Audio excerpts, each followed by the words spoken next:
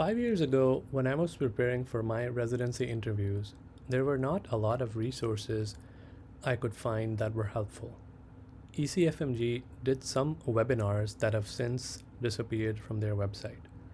To fill this enormous gap, I prepared this video for applicants in the US and IMGs who are interviewing for residency positions.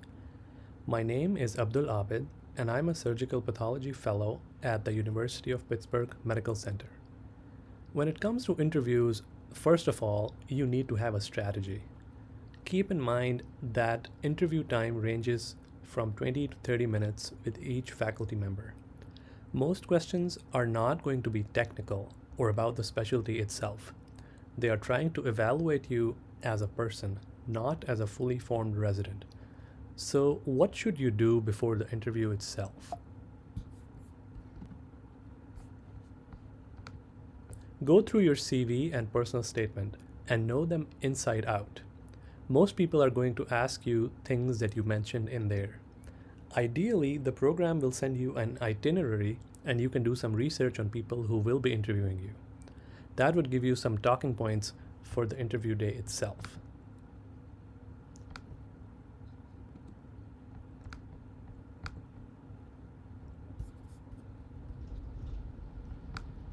These are some of the most frequently asked questions, and ideally you should have answers ready for them before the big day. I will address some of them in this video, but you should prepare answers for all of them. This is usually the first and the most common thing that interviewers ask. They want to know you in your own words. This is important because they want to know what parts of your life you emphasize and what you don't. Another way to think about this question is to divide it into three parts. Where did you grow up? Where did you go to medical school? And what brought you to this specialty? Be specific in answering this question. Tell them why you like this specialty. Were you interested in this in medical school? Did a faculty member inspire you? Tell them anecdotes that can highlight these particular points. Do your research about programs and cities where you are interviewing. If you can, try to talk to their current or former residents ahead of time. This will give you some idea about what makes that program or that city so unique. Remember that an interview is not just them getting to know you, it is also you getting to know them. So you should always have some questions up your sleeve. These are some of the questions that I suggest that you ask the faculty. Ask them if there have been any changes in the program. That tells you that the program is willing to accept feedback and can change. Ask them about daily workflow. What is the feedback process? Flip the question on them and ask them what the program's strengths and weaknesses are. Ask them what study resources does the program provide. When you meet the residents, usually it is in an informal setting.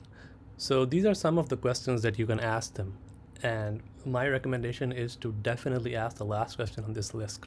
Are you happy or not? Because that place is going to be your home for the next 3 years, next 4 years, next 5 years. Maybe you will end up doing a fellowship there. It's going to be a long process. So keep in mind that happiness is very important there. What should you not ask? These are some things that are recommended by experts that you should not ask. Some of these things are present in the contract and it's just frivolous, and you should probably not ask those. Since most interviews now are via Zoom, you should prepare for virtual interviews. Here are a few tips on how to do it effectively. Look at the camera, not the screen. Having a ring light helps if you can't get enough natural lighting behind your screen. And pretend to think during answers. And I know it's a lot of acting, but then since it's on Zoom, it's harder to have natural certain things that are present in natural interactions. Smile after every few sentences. That helps decrease the unrealness of this process.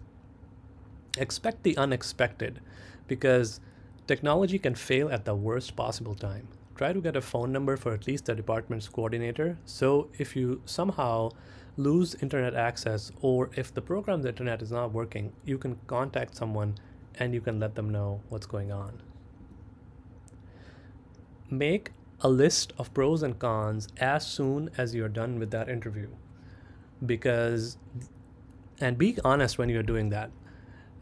Because if there's a close call when you are trying to prepare the match list, those lists are going to help you a lot. And that is highly recommended that you do that. This is a screenshot. I'll provide a link to the paper at the end from a paper that was published in the Journal of Graduate Medical Education. These are some best practices for virtual interviews. These are some of the resources that I would recommend that you see. Some of these are from mostly for pathology people, because I'm a pathologist. But I think these are probably going to help even people who are not going to interview in pathology. So there's that. Finally, I want to thank some of my friends here who inspired me, and some of them helped me to prepare this presentation. I hope you guys ace your interviews and you guys match at your top priorities. And if you find this video helpful, please like and subscribe my channel. Thank you very much.